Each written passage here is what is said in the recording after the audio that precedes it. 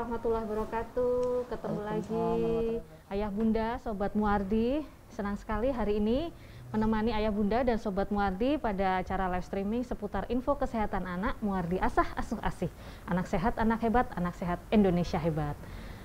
Bersama saya ya, menemani Ayah Bunda lagi, ketemu lagi dengan saya Dr. Lintang, spesialis anak. Nanti kita akan bincang-bincang nih tentang info-info menarik seputar kesehatan anak. Nah, hari ini kita sudah menghadirkan ya dokter spesialis anak. Beliau adalah Dr. Pridania Vidya, spesialis anak. Selamat pagi Dr. Pridania. Selamat pagi Dr. Lintang. Selamat pagi, ceria sekali, semangat sekali ya, tetap semangat, luar biasa ya.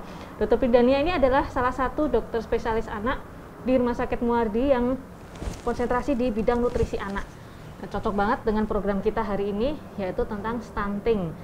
Dan kebetulan memang Dr. Pridania ini beliau adalah salah satu sekretaris di program nasional stunting di Rumah Sakit Dr. Muardi. Program barunya dari Kemenkes ya? Ya betul dok, program nasional dari Kemenkes yang khusus untuk masalah stunting dokter. Wah, sip lah, cocok banget nih dengan kita, topik kita yang akan kita sampaikan pada hari ini ya.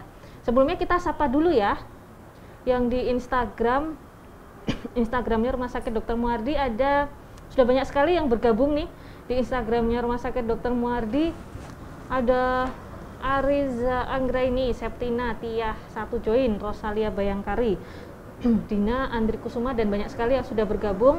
Yang di Facebooknya Rumah Sakit Dr. Muardi juga terima kasih yang sudah join ya, yang sudah melihat di Facebooknya Rumah Sakit Dr. Muardi. Dan juga kita sapa juga nih di Instagramnya akun PPDS Anak UNS ya. Selamat pagi ya.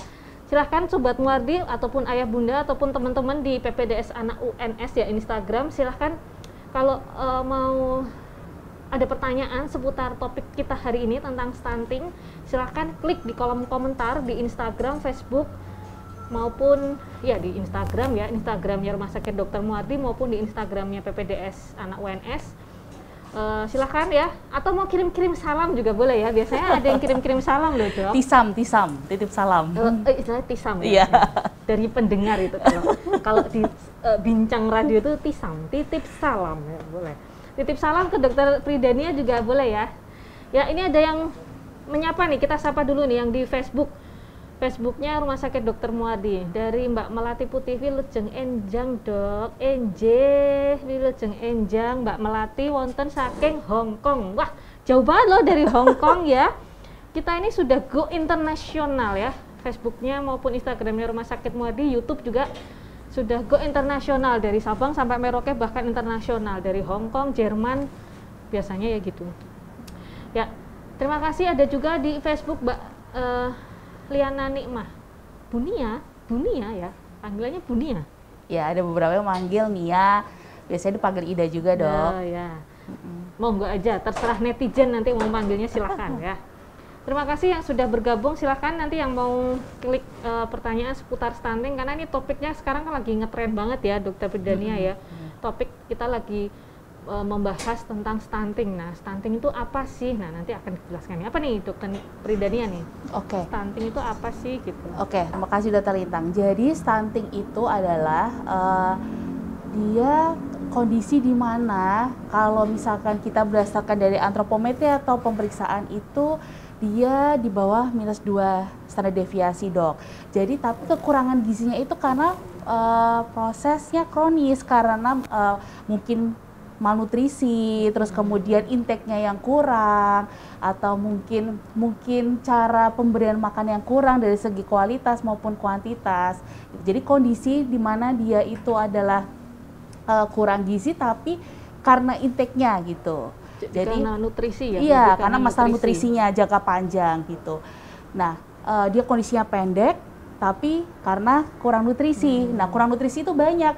Bisa satu yang tadi saya sampaikan, misalkan memang makannya cuma sedikit-sedikit. Udah makannya sedikit, ternyata kualitasnya juga kurang gitu. Misalkan cuma makan nasi putih aja, sering kan itu kita tahu nasi gitu. Sama kerupuk.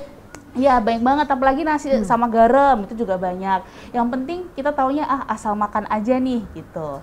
Jadi kalau stunting seperti itu dok gitu. Jadi anaknya pendek, Ya. karena kekurangan nutrisi yang dalam jangka waktu yang panjang Ya, ya, Dok, betul. ya. Nah, itu tadi dari definisi. Nah, bagaimana sih kita mendiagnosis ya? Tentunya terkadang yang jadi masalah adalah orang tua mendefinisikan sendiri, anakku pendek nih, apakah anakku stunting? Nah, bagaimana sih dokter tentunya yang akan mendiagnosis suatu anak ya, anak itu menjadi stunting atau tidak tentunya dari tenaga kesehatan ya Bunda ya.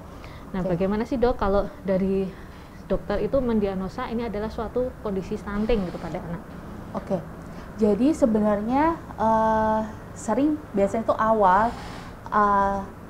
orang tua tuh datang ke kita sebagai ke dokter anak ya Dok, sering, Dok anak saya kelihatan kurus ya. Sebenarnya kalau kok kelihatan pendek atau enggak tuh justru malah jarang Dok yang datang. Biasanya malah yang dikeluhkan adalah kok kelihatan kurus ya gitu. Tapi ternyata nggak bisa gemuk, berarti nggak naik-naik gitu ya. Gitu. Kalau lihat kok umur segini anak tetangga kok kelihatan lebih gemuk ya. Biasanya justru malah itu dulu Dok. Karena rumput tetangga memang selalu jauh lebih enak, lebih hijau. Oke, nah setelah itu jadi sebenarnya untuk menilai status nutrisi anak tuh ya yang sering kita salah adalah itu bukan hanya berdasarkan berat badan, tapi harus diukur juga tinggi badannya. Mungkin kalau di bawah usia 2 tahun ya panjang badannya ya, anak belum berdiri berarti kita ukur panjang badannya. Kemudian dari panjang badan kita harus diplotkan juga berat badannya itu menurut tinggi badannya itu berapa gitu. Sesuai enggak iya, gitu ya? Apakah sesuai? Nah ternyata gitu, banyak juga yang ternyata tinggi badannya itu kurang gitu. Setelah digali gitu, gimana mungkin sebenarnya proses ini kan kalau stunting itu dari awal dia pembuahan ya Dok. Jadi tuh makanya itu ibu-ibu hamil jadi nutrisinya harus bagus, harus mungkin bebas anemia. Nah setelah dalam kandungan nutrisinya bagus kemudian kan lahir gitu. Makanya itu perlunya diberikan ASI eksklusif dan perlunya pemantauan sebenarnya. Jadi pemantauan apakah ASInya juga sering kan Dok datang, kok saya merasa ASInya kurang ya gitu. Jadi itu memang harus secara dinilai gitu. Bagaimana sih gitu pertambahan berat badannya, kemudian tren pertumbuhannya bagaimana gitu. Jadi kalau kita sering dipantau gitu secara paling mudah yang pasti ada secara antropometri itu secara diukur kemudian diplotkan dia sudah mulai kok ini berat badannya kurang ya gitu. Nah kalau itu dibiarkan lama-lama pasti dari berat badan yang kurang akan mempengaruhi ke tinggi badannya gitu. Jadi yang perlu dinilai pada saat pertumbuhan anak selain berat badan yang penting juga adalah panjang badan atau tinggi badan betul, ya. Tapi juga tidak dipungkiri bahwa kenaikan berat badan yang seret juga nantinya akan berujung beresiko terjadinya stunting. Ya, gitu. betul. Jadi itu tidak, jadi dua hal itu berat badan, tinggi badan itu tidak boleh semuanya sama-sama penting ya. Iya, betul. Sama-sama penting Dok. Ini ada yang bertanya nih, ini dari akun PPDS. Dari akun PPDS IKA UNS ya. Ada pertanyaan dari Mbak Meli Realita. Ya, kapan kita bisa menilai anak mengalami stunting, Dok? Jika anak usia 12 bulan dengan panjang badan sesuai umurnya, Z-skornya di bawah -2, apakah sudah bisa dikatakan stunting? Nah ini untuk yang Sobat Muardi yang lain ya, bahwa untuk pengukuran status nutrisi atau cat gizi pada anak, kita mengenal pakai kurva WHO ya? Ya, betul. Biasanya kalau ayah bunda bisa lihat sekarang itu ada di KIA ya? Ada di KIA ya, di buku-buku merah itu, buku pink masing-masing putra-putrinya pasti akan mempunyai buku KIA. Nah itu ada namanya adalah kurva cat gizi. Nah ayah bunda yang bisa dikenal itu kan ada angka-angkanya tuh. Nah yang dimaksud pertanyaan ini, kalau di bawah Z-skornya di bawah -2, panjang badan dibagi umur, apakah sudah bisa dikatakan stunting? Nah ini. Oke.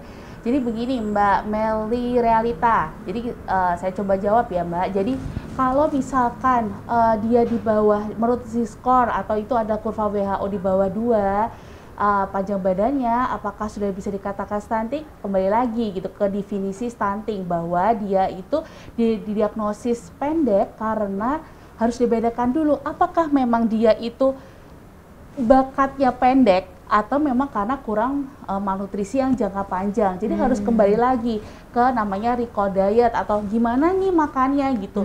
Gimana waktu proses mamahnya hamil, kemudian apakah mungkin mamanya waktu hamil penambahan berat badannya kurang atau mungkin bisa jadi anemia. Kemudian gimana nih gitu, apakah waktu awal-awal dia setelah lahir penambahan berat badannya saat sebelum MPASI itu bagaimana. Jadi harus di-recall dulu bagaimana nih riwayat sebelumnya.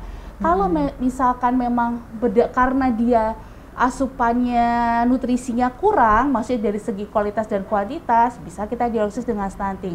Harus dibedakan dengan namanya stunted atau pendek. Jadi kita harus juga menggali gimana orang tuanya, gimana kita harus hitung, ada namanya tes potensi genetik gitu. Berarti tinggi ayahnya di berapa, tinggi ibunya berapa. Nanti ada sebuah rumus yang nanti kira-kira itu dia apakah sesuai dengan potensi sama genetiknya gitu.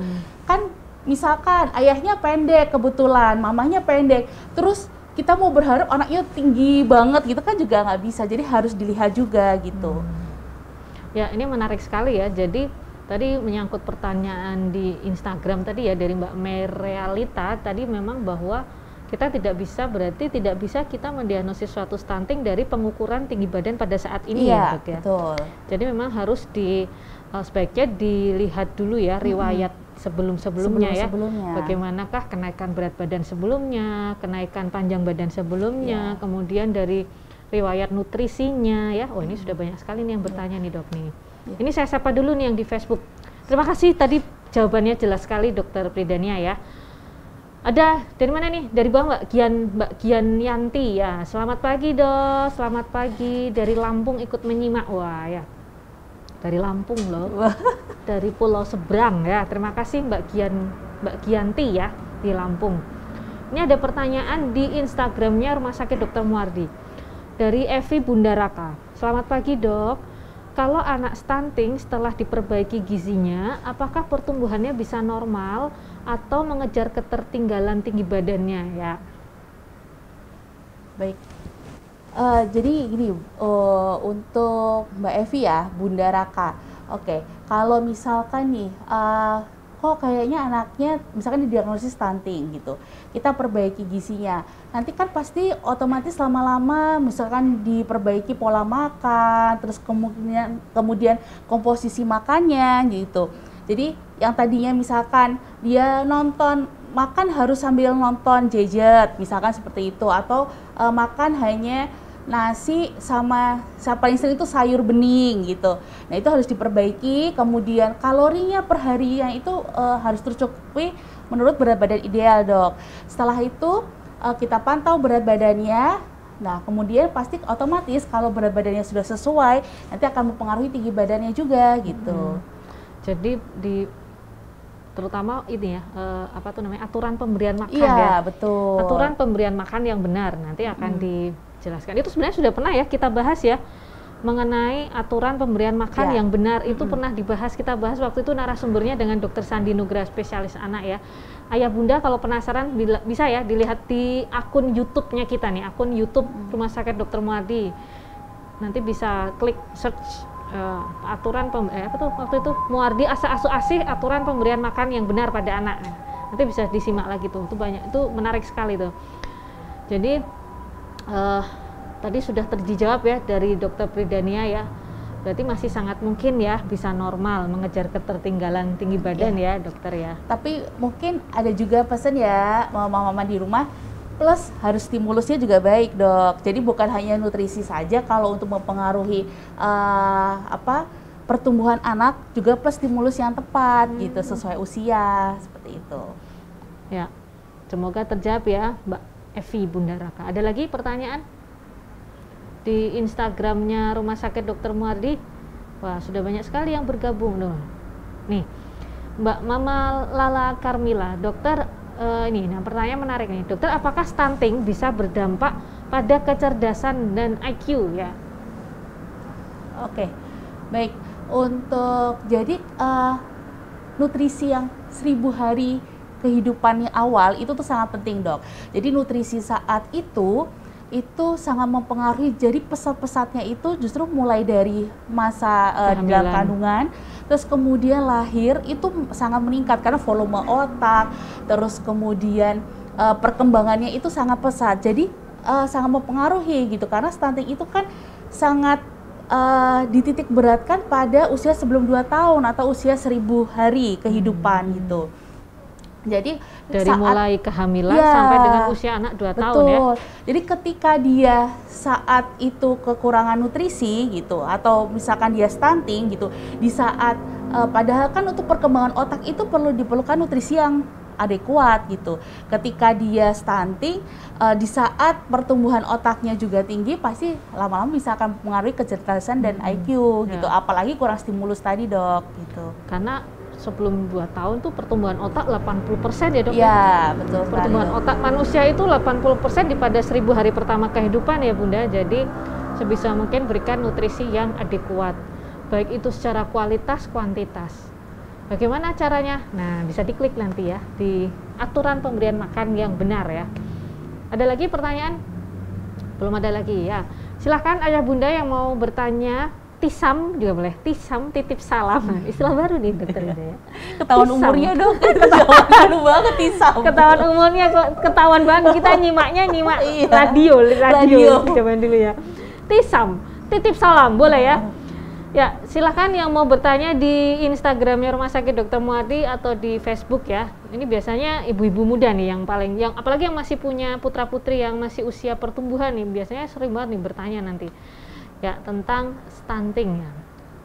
Sambil menunggu dok, saya mau bertanya, kalau misalnya stunting itu yang sering kita sebut ya, karena kan sekarang stunting tuh di mana-mana ya, flyernya ya, banner di mana-mana ya, di hampir semua fasilitas kesehatan. Ayo cegah stunting gitu kan.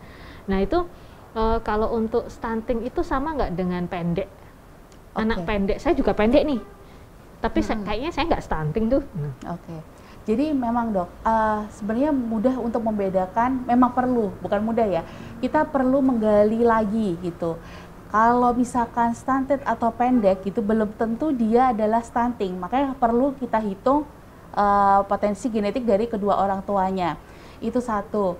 Terus kemudian juga harus hati-hati pada anak-anak dengan kondisi khusus, mohon maaf ya, misalkan ada kondisi khusus yang dia menghambat pertumbuhannya, misalkan dia ya, makannya baik gitu, ternyata secara kualitas maupun kuantitasnya tuh bagus gitu, tetapi kok dia masih pendek ya gitu. Jadi nggak serta-merta kita langsung bilang oh ini stunting atau misalkan pendek, harus dicari lagi apa sih penyebabnya, sebenarnya seperti itu. Makanya perlu kita tidak boleh mendiagnosis sendiri gitu, karena kita butuh pasti ke dokter atau ke tenaga medis untuk mengetahui apa namanya penyebabnya itu apa. Karena perlu bukan hanya sekedar oh dia pendek karena ternyata kurang makan, juga bukan hanya itu aja, tapi perlu kita gali gitu. Terus kemudian kalau ada anak pendek ya kita harus recall lagi ke belakangnya, gimana sih, mulai dari orang tuanya, apakah ada kondisi medis tertentu, jadi seperti itu. Belum tentu juga misalkan anak sehat ya tadi harus dicek potensi genetiknya bagaimana, seperti itu dok. Jadi kalau ayah bunda ragu, silahkan konsultasikan ke dokter spesialis anak, terutama dokter Pridania ya, di Rumah Sakit Dr. Muardi ya dokter ya. Ya. Silahkan, bisa ketemu dokter Pridania spesialis anak di Rumah Sakit Dr. Muardi. Ini ada pertanyaan lagi nih, ini akun PPDS ya, akun PPDS IKA UNS ya, dari Mbak Feby Gunawan. Apakah nutrisi anak setelah lahir yang kurang, tapi nutrisi ibu selama kehamilan baik itu juga bisa menyebabkan stunting? Oh, maksudnya begini, kalau selama kehamilan nutrisi ibunya baik, kemudian setelah lahir ternyata setelah lahir nutrisi anaknya itu menjadi kurang, mungkin ya asupan nutrisinya kurang, apakah itu juga bisa menyebabkan stunting gitu? Oke.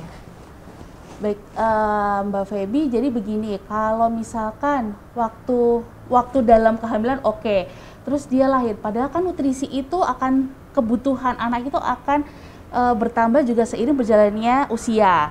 Jadi kalau misalkan bukan hanya dalam kehamilan saja sebenarnya, tapi saat dia lahir, kemudian masa sebelum di bawah 6 bulan yang masih ASI eksklusif gitu, itu juga sangat perlu. Jadi misalkan kita harus menilai juga, misalkan dia ASI full, tanda-tanda kecukupan ASI-nya, kemudian setelah MPASI ya harus sesuai dengan kebutuhannya dia harian, karena sudah tidak bisa dicukupi hanya dengan ASI seperti itu.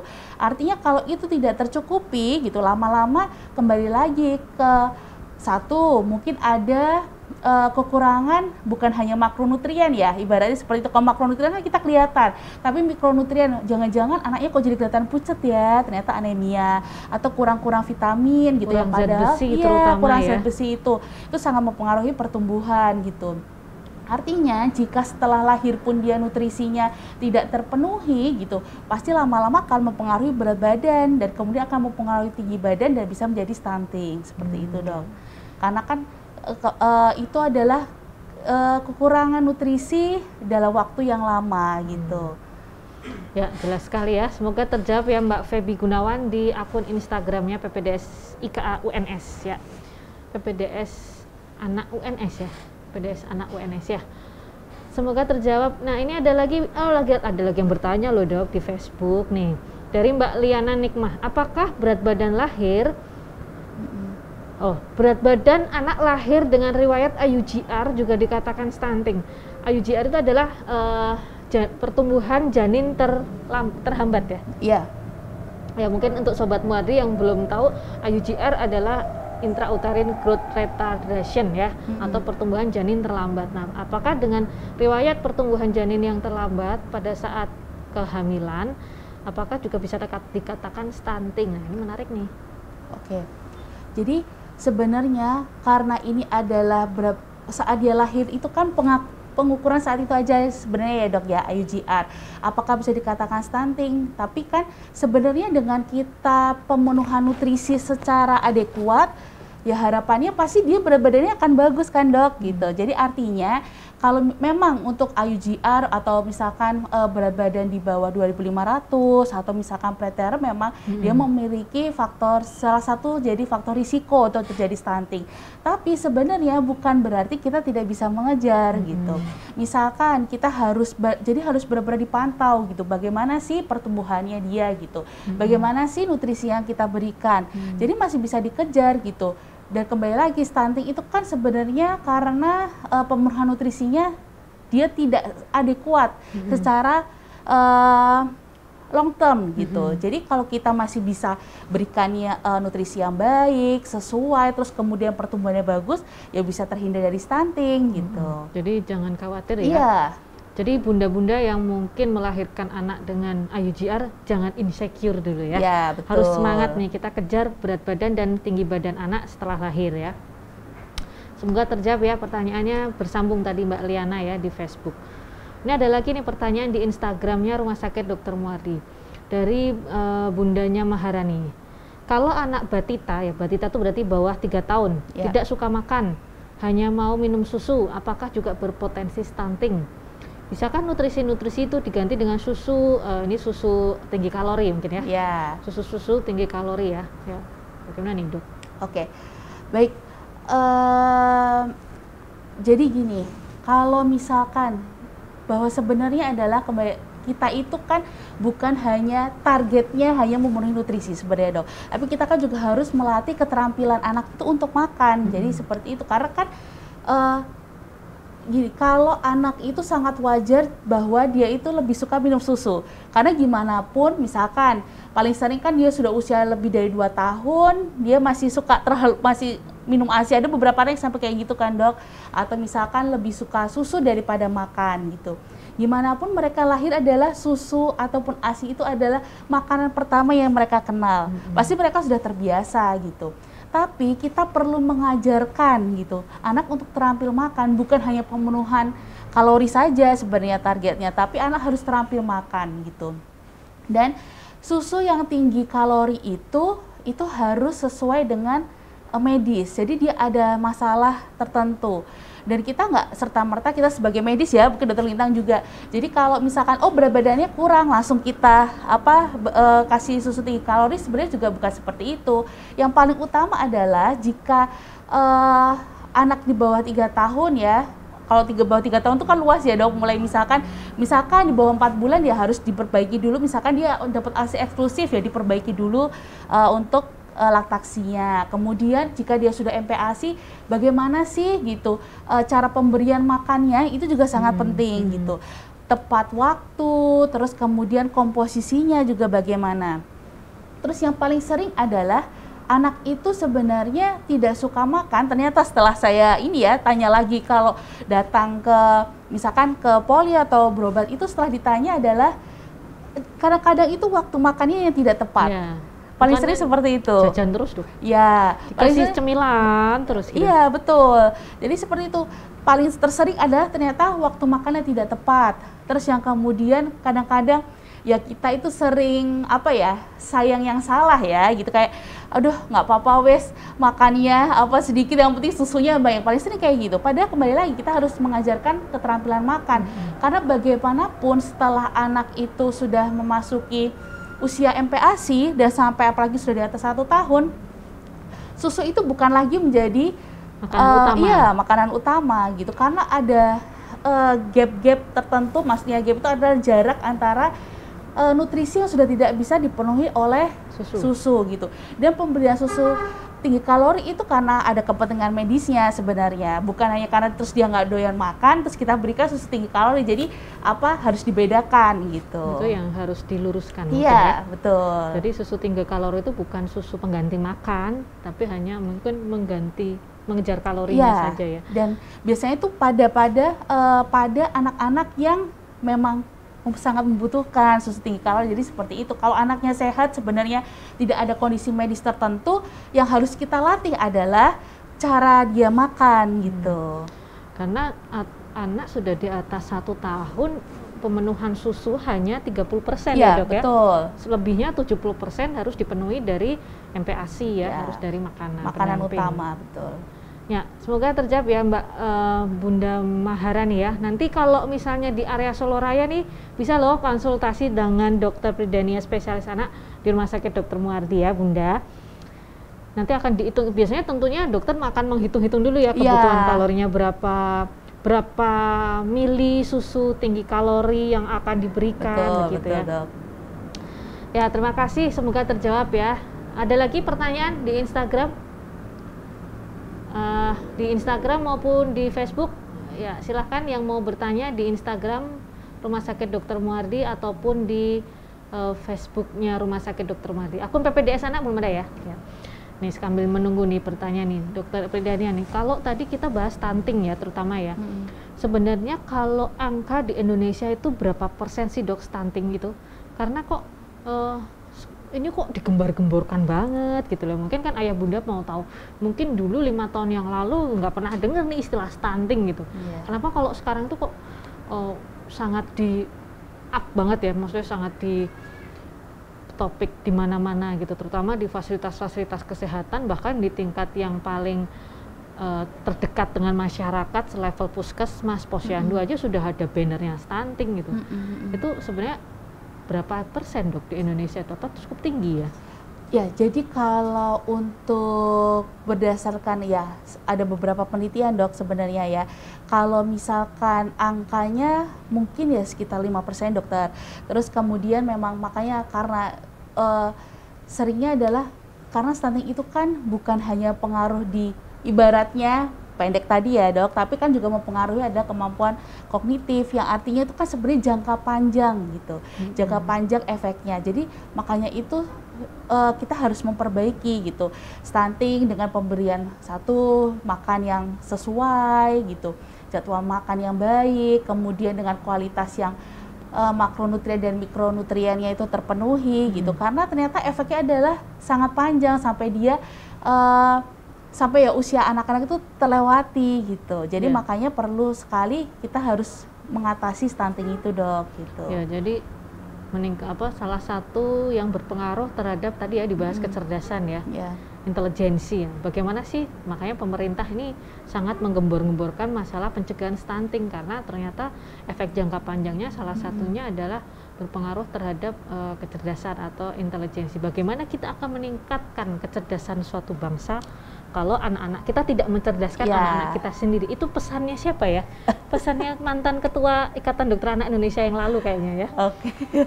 Nah itu ya, semoga terjawab ya. Ini ada lagi yang bertanya nih di Instagram dari Umi Arka dan Rafa ya. Apa ada tips pemberian makan dan susu untuk anak hiperaktif? Katanya tidak boleh mengkonsumsi gula, apakah betul? Apakah anak hiperaktif ya? Iya. Gimana nih dok? Jadi sebenarnya adalah kembali lagi ya Bunda, kalau misalkan cara pemberian makan itu memang harus, yang satu adalah tempat pemberiannya gitu. Artinya apa? Makan utama, kemudian untuk makanan tambahan atau yang kita biasa bilang snack, kemudian susu ya harus tepat waktunya. Maksudnya tepat waktu itu adalah jangan misal waktu makan siang jam 12, kita jam 11 baru kasih susu seperti itu, atau jam 11 dia baru makan snack atau makan jajan. Pasti saat itu kan anak jadi masih kenyang gitu, yang dimaksud tepat waktu itu. Terus kemudian memang kalau untuk anak hiperaktif ya memang kita mungkin butuh pendekatan khusus gitu. Misal gitu, waktu makan keluarga itu sebenarnya sangat penting dok gitu. Misalkan kita makan, anak kecil itu kan anak-anak pencontoh kita ya, misalkan orang tua atau misalkan figur kakaknya yang dia anggap wah ini kakakku gitu. Jadi mungkin salah satu tipsnya adalah dengan makan bersama gitu. Ayo makan bareng, ini waktunya makan loh nak gitu. Kita makan bareng-bareng ya gitu. Ini ibu habis loh gitu, atau misalkan ayah habis loh makannya, atau kakak pintar gitu. Ayo kita makan bareng-bareng. Jadi itu salah satu tipsnya gitu. Memang butuh kesabaran, apa ya, ketelatenan yang ekstra. Misal harus kita mengajak gitu, mengenalkan banyak makanan, karena ternyata bisa sampai berkali-kali, bahkan beratus, ada yang bilang sampai ratusan kali untuk mengenalkan satu makanan aja, satu jenis makanan gitu ke anak-anak. Apalagi dengan anak hiperaktif yang ya pasti dia akan kegiatannya banyak ya. Jadi kita butuh ayo sering-sering diajak, dikenalkan makanan, jadi seperti itu. Kalau untuk konsumsi gula, mungkin sebenarnya memang tidak usah hiperaktif pun juga sebenarnya memang harus ini ya dok ya, pemberian gula itu juga harus sesuai usia. Terus kemudian memang ya tidak bagus kita terlalu banyak makan makanan yang mengandung gula gitu. Bukan hanya anak hiperaktif saja sebenarnya Bunda. Untuk orang dewasa juga. Orang dewasa juga. Iya, apalagi dewasa. Ya, semoga terjawab ya tadi pertanyaannya dari Umi ya, dari Umi di Instagram ya, semoga terjawab. Ada lagi yang bertanya di Instagram ya. Ini viewernya banyak ya kita ya. Terima kasih yang sudah join di Instagram maupun di Facebook Rumah Sakit Dr. Muardi maupun akun Instagramnya PPDS IKA UNS ya. Ada yang bertanya? Ya, dok sambil menunggu nih bertanya nih. Ada yang, nah sekarang dok, sekarang stunting itu kan sudah ada di mana-mana. Kalau ada yang ragu nih, misalnya di ayah bunda ada yang ragu anak saya stunting atau enggak, pengen tahu kalau mau ke dokter spesialis anak mungkin kurang terjangkau, entah di daerahnya mungkin sedikit atau bagaimana. Nah itu harus bisa kemana sih dok? Atau di mana biasanya ya? Oke, baik. Jadi gini, sebenarnya kan kalau terutama bayi baru lahir sampai dia usia 1 tahun ya dok, itu kan pasti akan rutin datang ke posyandu gitu. Jangan lupa saat di posyandu bukan hanya untuk imunisasi aja ya bunda. Jadi harus ketika saat itu kan diukur berat badannya, kemudian diukur juga panjang badannya gitu. Dan nanti oleh biasanya kader-kader posyandu atau dari bidan ataupun perawat yang dari puskesmas akan memplot gitu di kurva WHO itu atau chart gizi itu. Nah, atau kurva pertumbuhan. Jadi ketika itu salah satu cara untuk screening. Screening, mendeteksi, jangan sampai ini gitu ya. Ternyata kok berat badannya kok naiknya nggak bagus ya gitu kan, harusnya dia mengikuti kurva, jangan yang optimal ya gitu, dia harus kurvanya mengikuti, jadi naik terus gitu. Kalau sudah mulai mendatar gitu, apalagi kalau sampai dia itu memotong garis, nah itu harus hati-hati gitu. Jadi kalau sudah memotong dan kemudian apalagi kalau di KMS tuh ya istilahnya kalau di Bawah posyandu garis merah. BGM ya atau bawah garis merah, nah itu baru Bawah sebenarnya garis merah. bisa dirujuk ke fasilitas kesehatan lanjutan gitu. Ya, sekarang kan semenjak pandemi, dulu mungkin pas awal-awal pandemi kegiatan posyandu kan sempat di stop ya dok ya. Cuma kan sekarang sudah mulai digiatkan lagi, silahkan. Ayah bunda yang di daerah, di kota besar pun juga masih ada loh posyandu ya, silahkan ditimbang berat badan, tinggi badan, bila memang ada masalah nanti akan dipertimbangkan untuk dirujuk ke dokter spesialis anak ya. Jadi sebenarnya ini juga sih Dokter Lintang. Jadi kalau memplot itu sebenarnya juga bukan harus tenaga medis sih. Sebenarnya bunda pun boleh gitu memplotkan gitu. Harus maksudnya untuk itu ya self warning ya. Jadi misalkan aduh kok anakku kok kayaknya beratnya nggak naik-naik ya. Kan jadi setelah ditimbang gitu mungkin sebulan sekali, misal nih posyandu kayak waktu saat itu masa pandemi kan posyandu masih sempat terhenti ya dok. Jadi misalkan kita timbang, kemudian diukur tinggi badannya, terus kita plotkan sendiri sebenarnya bunda bisa gitu. Jadi lihat di buku pink yang waktu masa kehamilan kan dapat buku KIA itu ya namanya buku warna pink, itu kemudian tinggal diplotkan. Jadi kayak dulu waktu kita sekolah SD kan ada X dan Y, jadi itu aja misalkan usianya dia berapa, ditarik garis berdasarkan berat badannya berapa, misalkan seperti itu. Begitu juga dengan tinggi badan dan panjang badan, berat badan berdasarkan panjang badan. Kalau ternyata kok di titik itu kok lama-lama dia mendatar, nah itu berarti perlu segera dibawa ke fasilitas kesehatan gitu. Jadi tidak harus sebenarnya untuk monitoring itu harus ke tenaga medis. Sebenarnya ayah dan bunda pun bisa sendiri gitu di rumah. Bisa dilakukan sendiri di rumah. Bisa memplotkan mandiri di KIA ya, di buku KIA-nya ada itu bunda, silahkan ya. Atau sekarang banyak ini dok, seperti aplikasi aplikasi-aplikasi ada itu. Aplikasi Primaku ya, aplikasi Primaku itu adalah sebuah aplikasi yang dikeluarkan oleh Ikatan Dokter Anak Indonesia, jadi itu official resmi dari Ikatan Dokter Anak Indonesia. Silahkan ayah bunda bisa download aplikasi Primaku ya di Play Store ya. Di Play Store itu ada, silahkan download, nanti tinggal memasukkan nama anak, usia, berat badan tiap bulan. Jadi bunda bisa memantau pertumbuhan dan perkembangannya putra putri di rumah. Betul dok. Itu lebih mudah sih sepertinya ya. Gitu. Akan lebih mudah sepertinya ya lewat aplikasi Primaku, silahkan. Atau nggak punya KIA ya? Nggak semua punya KIA mungkin ya. Ya. Terima kasih Dokter Pridania. Ini ada yang bertanya lagi dari Mbak Feby Gunawan tadi ya. Dok, di puskesmas kalau misalnya ada kasus stunting, nah ini pertanyaan bagus nih dari Mbak Feby nih ya. Kalau misalnya ada kasus stunting di puskesmas, kapan sih kriteria dirujuk ke spesialis anak ya? Oke. Jadi kalau misalkan nih, jadi mulai awal pasien ini terdiagnosis stunting, misalkan di puskesmas, pastikan kita akan memberikan gambaran cara pemberian makanan, kemudian contoh cara membuat MPASI misalkan, atau misalkan memberikan tata cara atau namanya feeding rules begitu.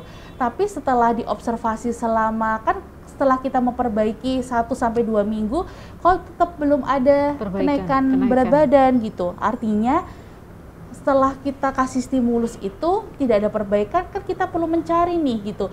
Jangan-jangan bukan hanya pemberian nutrisinya aja gitu, ternyata masih ada takutnya ada penyakit lain yang menyebabkan dia itu susah untuk naik berat badannya gitu.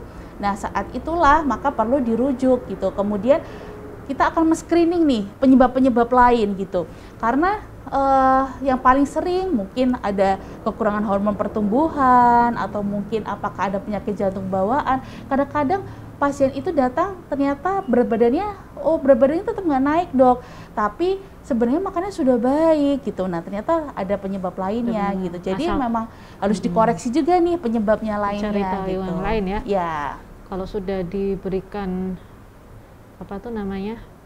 sudah diberikan tindakan ya istilahnya di puskesmas, tapi belum ada perbaikan, silahkan dirujuk ke dokter spesialis anak. Kalau di Solo bisa ya ke dokter Predania spesialis anak ya.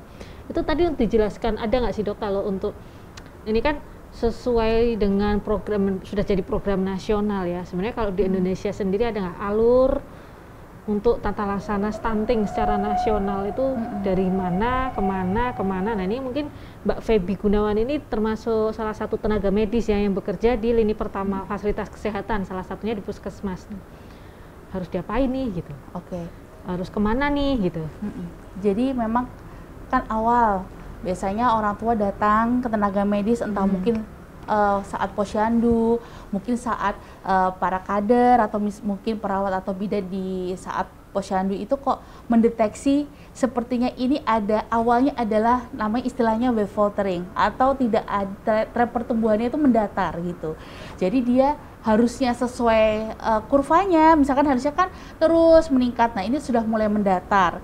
Kemudian kan biasanya akan disampaikan untuk ke puskesmas, misalkan seperti itu. Dari puskesmas akan memberikan, ya tadi itu dok yang saya jelaskan di awal bahwa oh ini jadwal makan gitu. Setelah itu gitu kan perlu adanya evaluasi gitu. Jadi sebenarnya yang paling baik adalah ya sekitar 2 minggu, misalkan 2 minggu harus ditimbang ulang gitu. Dan harus ditanyakan kembali gitu, apakah saran yang kemarin sudah diberikan gitu, apakah bagaimana nih gitu pengaplikasiannya. Karena kan sebenarnya masalah itu kompleks ya, terutama bagaimana kita kan juga harus melihat ya dok, bagaimana kondisi keluarganya, pola makan di keluarganya itu juga bagaimana gitu. Jadi kita harus di-recall lagi nih gimana gitu. Setelah itu misalkan ternyata sudah diberikan, dia sudah memperbaiki makan ya, ternyata takutnya ada kondisi medis khusus harus segera dirujuk. Sebenarnya alurnya seperti itu sih dok. Jika sudah diberikan stimulus tetapi masih belum ada perbaikan ya harus segera dirujuk ke fasilitas kesehatan lanjutan gitu, supaya untuk kita cari nih penyebab lainnya gitu. Karena kalau kita tahan-tahan kadang-kadang ya padahal semuanya sudah baik gitu, maksudnya penanganan awalnya sudah diberikan tapi masih belum tidak ada kenaikan berat badan, takutnya nanti justru akan semakin turun-turun gitu. Padahal kan bertambahnya usia pasti kebutuhannya juga akan semakin meningkat gitu. Nah kita harus segera men-screening, dicari penyebab lainnya tuh bagaimana gitu. Jadi jangan ragu ya ayah bunda ya. Dan jangan mendiagnosis ataupun sebaiknya jangan mendiagnosis sendiri, jangan meraba-raba sendiri. Jika ragu silahkan dikonsultasikan ke fasilitas kesehatan ya yang terdekat, bisa ke puskesmas. Nanti apabila diperlukan dikerujuk ke dokter spesialis anak. Ini ada yang bertanya nih ya, di mana mbak? Di WhatsApp-nya tim humas ya. Ini kalau misalnya sudah terdiagnosa stunting, apa yang harus dilakukan? Bisakah anak-anak mengejar ketertinggalan dan normal? Tadi sebenarnya sudah kita ada pertanyaan, kebetulan ada yang bertanya dengan pertanyaan yang sama, tapi nggak apa-apa kita jawab lagi ya, barangkali ada beberapa sobat Muardi yang juga baru bergabung nih. Jawabannya adalah masih bisa dong. Jadi ya tetap kembali lagi diperbaiki mungkin pola makan dari segi kualitas dan kuantitas gitu nanti, dan jangan lupa bukan hanya diperbaiki aja, tapi kita harus pantau, kita harus memberikan stimulasi juga ke anak, kita harus mengajarkan tadi ya dok keterampilan makan gitu. Otomatis kalau dia berat badannya sudah bisa akhirnya menyusul nih gitu, misalkan tadinya di bawah, misalkan kalau di KMS di warna yang kuning gitu, alhamdulillah dia bisa kembali ke warna hijau muda gitu. Alhamdulillah lagi bisa kembali ke warna hijau tua gitu. Begitu juga kalau misalkan dia sudah sesuai, biasanya dengan kenaikan berat badan yang baik, otomatis misalkan potensi genetiknya dia baik, ya akan tinggi badannya bisa mengejar ya. Tapi jangan lupa juga, yang sering itu juga stimulus ya dok. Karena kan gimana pun, kayak tadi saya bilang untuk 1000 hari kehidupan, bahwa perkembangan otak tuh juga lagi tinggi-tingginya nih gitu. Jadi makanya bukan hanya nutrisi saja yang ibaratnya kita ini makannya harus gini, tapi juga harus stimulus sesuai usia, itu sangat penting gitu. Ya jelas sekali, semoga terjawab ya tadi pertanyaannya. Ada lagi yang bertanya dari Instagram Rumah Sakit Dr. Muardi ya. apakah ada batas usia untuk upaya preventif pencegahan stunting? Karena ternyata banyak anak dengan perawakan pendek di daerah perifer karena mungkin keterbatasan sarana dan prasarana ya, sehingga belum bisa ke rumah sakit.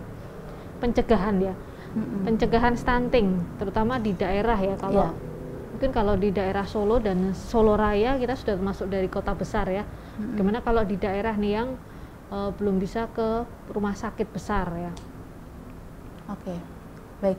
Jadi gini, kalau misalkan ada batas usia untuk upaya preventif, sebenarnya mulai sejak dini itu sangat penting gitu. Kembali lagi ke pertumbuhan 1000 hari kehidupan itu kan sangat penting. Jadi mulai dari misal bagi pasangan yang baru menikah ya dok gitu. Jadi misalkan berencana untuk memiliki anak gitu ya, sudah mulai harus misal bahwa dipahami bahwa kita harus ibunya gitu harus nutrisinya baik, kemudian dicegah anemia, terus kemudian saat sudah lahir ya diberikan ASI, ataupun misalkan ada kendala pemberian ASI bisa diberikan susu formula misalkan ya dok pada kondisi-kondisi tertentu gitu. Jadi sebenarnya untuk upaya preventif itu ya sejak dari awal gitu, sejak kita ya betul, sejak mulai mungkin lebih tepatnya mulai kita berencana untuk mempunyai anak. Jadi ya harus saya berencana punya anak nih, jadi berarti nanti kalau saat punya anak saya akan makannya yang bagus. Nah ini bisa jadi usulan gitu. Topik ini nih Mbak, topik bagaimana pencegahan stunting dari awal kehamilan mungkin ya, menghadirkan dokter spesialis kandungan nanti ya, bagaimana mungkin nutrisi, kualitas dan kuantitas nutrisi pada ibu hamil ya dalam pencegahan stunting. Nah itu mungkin bisa tuh. Jadi memang ini dok, sedikit ini ya, agak misalkan pada program nasional dari pemerintah itu juga ternyata untuk mencegah stunting itu juga memang mulai dari masa kehamilan. Jadi ada sebuah kayak semacam list bahwa apakah dia sudah mendapatkan vitamin D misalkan, apakah dia saat kehamilan itu sudah di screening untuk anemia gitu. Jadi memang dari program nasional pun memang sudah dilirik nih sejak dari awal gitu, sejak masa kandungan. Jadi seperti itu dok. Gitu. Jadi bukan hanya saat dia sudah lahir ya sampai usia 2 tahun, tapi justru memang ada list-list yang sudah harus dipenuhi oleh ibu yang sedang mengandung gitu. Jadi untuk kita tenaga kesehatan juga harus lebih aware gitu. Apakah si ibu ini sudah mendapatkan misalkan nutrisi A, B, C seperti itu. Ya, menarik sekali ya. Terima kasih Dokter Pridania ya. Semoga terjawab pertanyaannya ya. Nah ini tugas kita nih sebagai tenaga kesehatan ya, terutama nanti yang akan bekerja di daerah ya, barangkali dilakukan perlunya penyuluhan tentang bagaimana pencegahan stunting dimulai dari awal kehamilan sampai dengan 1000 hari kehidupan ya. Nanti tadi kayaknya banyak tuh yang join nih adik-adik dokter muda ya di akun PPDS IKA UNS tadi ya. Semoga bermanfaat ya topik kita hari ini. Masih ada waktu kurang dari 10 menit, silahkan yang mau bertanya di akun Instagramnya PPDS Anak IKA UNS atau di Instagramnya Rumah Sakit Dr. Muardi ataupun di Facebook. Silahkan yang mau bertanya. Belum ada yang bertanya nih. Nah, ada lagi nih dok pertanyaan. Seringkali nih ibu-ibu, bunda ya, sering bertanya, dok ada nggak vitamin buat penambah nafsu makan biar anak saya nggak stunting, atau dok ada nggak vitamin suplemen biar mencegah stunting gitu? Oke. Jadi apakah ada vitamin khusus? Jawabannya adalah sebenarnya tidak ya. Jadi memang yang paling utama adalah keterampilan makan. Jadi sebenarnya itu pasti akan jawabnya adalah keterampilan makan dan pemberian makan yang tepat. Jadi sebenarnya itu, karena sebenarnya kalau kita makannya sudah baik ya dok, maksudnya makronutrien dan mikronutriennya, misalkan dia makan karbohidrat, kemudian protein, lemak gitu, serat itu sudah cukup, pasti otomatis vitamin-vitamin yang ada di suplemen itu sudah tercukupi gitu. Tapi kembali lagi, apabila itu saya bicara ini untuk anak dengan kondisi tidak ada kondisi medis khusus ya dok gitu. Jadi memang kalau pada anak-anak sehat sebenarnya kalau dia makannya sudah baik ya sudah cukup gitu. Tidak ada vitamin yang bisa menggantikan sebenarnya seperti itu. Apalagi penambah Nafsu nafsu makan. makan sebenarnya juga Nggak ada ya? Iya. Kalau vitamin menghentikan nafsu makan, kalau ada kita Ya mau itu cari. saya pertama Kalau ada kali kita dong. mau. Ya, itu tadi ya Bunda. Kalau sudah tidak ada yang bertanya nih, menarik sekali nih Dokter Pridania perbincangan kita hari ini ya, sangat menarik topiknya. Banyak sekali tadi yang bertanya. Ada satu lagi yang bertanya. Nah, Dok, nih ada kakak atau bunda ya, Marsha Alana. Apakah anak yang makannya lahap banyak tetap harus minum susu? Nah, wajib minum susu nggak nih, Dok? Oke. Jadi gini, kembali lagi ini usia berapa gitu. Jadi kalau misalkan mulai usia 6 bulan gitu, jadi proporsinya adalah 50% banding 50%. ya, maaf, kalau awal mulai 6 bulan itu 70 banding 30. Jadi 70%-nya itu adalah ASI gitu, 30%-nya ada MPASI. Ketika dia usia 9 bulan sudah bergeser jadi 50 banding 50. Jadi itu kalau di bawah 1 tahun ya tergantung usia kembali. Tapi ketika dia sudah, kalau di atas 1 tahun kan 30 banding 70, artinya 30 tuh susu hanya memenuhi 30%-nya dan 70%-nya adalah makanan utama. Tapi seiring dia sudah bertambah besar, artinya kalau makannya sudah baik juga tidak perlu susu khusus sebenarnya gitu. Jadi tergantung usianya ya Bunda ya. Jadi susu itu bisa digantikan dengan snack yang lain gitu. Kan maksudnya artinya tidak harus minum susu tuh dalam artian susu kita Air. bikin susu ya gitu. Tapi bisa diganti produk yang lain gitu, snack dengan yang mengandung susu itu boleh gitu. Tapi dengan catatan ya berarti harus kita pantau juga ya pertambahan berat badan, kemudian tinggi badan tetap harus kita pantau gitu. Ya, menarik sekali ya. Semoga terjawab pertanyaan Kak Marsha Alana 97 di Instagramnya Rumah Sakit Dr. Muardi. Di akun PPDS sudah nggak ada? Ya. Sekarang nih Dokter Pridania, saatnya kita closing statement ya. Closing statement ya. Closing statement. Kesimpulan nih, kita review dari apa yang kita bincangkan hari ini. Silahkan Dokter Pridania. Jadi yang paling utama adalah ini untuk mencegah stunting. Itu kita perlu sejak dari awal kehamilan itu perlu nutrisi itu dipenuhi. Kemudian setelah anak ini lahir sampai dia usia anak-anak, mulai dari bayi sampai anak-anak, dia harus mendapatkan nutrisi yang cukup. Cukup tuh bukan hanya dari segi kualitas, tapi dari segi bukan hanya segi kuantitas tapi juga kualitasnya. Kemudian dengan memberi itu pun kita juga harus memantau dengan monitoring bagaimana pertumbuhannya gitu, dengan tren yang dinilai gitu, tren pertumbuhannya bagaimana, misalkan kenaikan berat badannya, terus kemudian tinggi badannya gitu, bisa menggunakan paling objektif adalah menggunakan kurva pertumbuhan standar atau yang kita biasa kenal ada kurva WHO. Jadi seperti itu. Jika misalkan terdeteksi atau terindikasi stunting, segera bawa ke tenaga medis untuk benarkah ini dia stunting gitu, betulkah penanganan lebih lanjut. Nah itu yang paling penting karena dampak stunting ini bukan hanya saat itu tapi bisa jangka panjang gitu, terutama bisa juga mempengaruhi kemampuan kognitif, terus dalam menerima, ibaratnya menerima pelajaran seperti itu, Dok. Oh iya, betul. Ya, terima kasih Dokter Pridania, closing statement-nya menarik sekali. Ya, untuk ayah bunda Sobat Muardi, jangan lupa hasil rekaman live streaming hari ini bisa dilihat kembali di Facebook, YouTube, dan juga di feed Instagramnya Rumah Sakit Dr. Muardi. Jangan lupa like, follow, subscribe akun media sosial kita ya. Ya, terima kasih ayah bunda Sobat Muardi, sudah 1 jam kami menemani ayah bunda dan juga Sobat Muardi. Terima kasih yang sudah mantengin nih dari 1 jam yang lalu ya sampai selesai. Terima kasih nyimak, mungkin silent reader atau silent pendengar. Terima kasih yang sudah menyimak ya hari ini baik di Instagram maupun di Facebook Rumah Sakit Dr. Muardi dan juga di akun PPDS IKUNS.